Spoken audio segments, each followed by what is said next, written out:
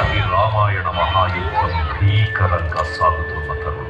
శ్రీరామచంద్రుని సారథ్యంలో వానర సైన్యంతో విజృంభిస్తూ లక్ష్మణస్వామి తనతో పోరాటం చేస్తున్న రావణుడి కుమారుడు ఇంద్రజిత్ తలని బాణంతో ఒక్క వేటుతో వేరు చేశాడు.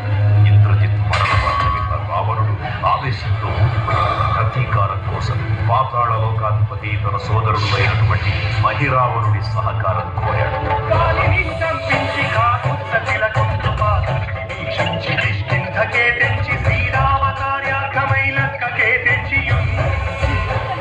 ఆ జీవి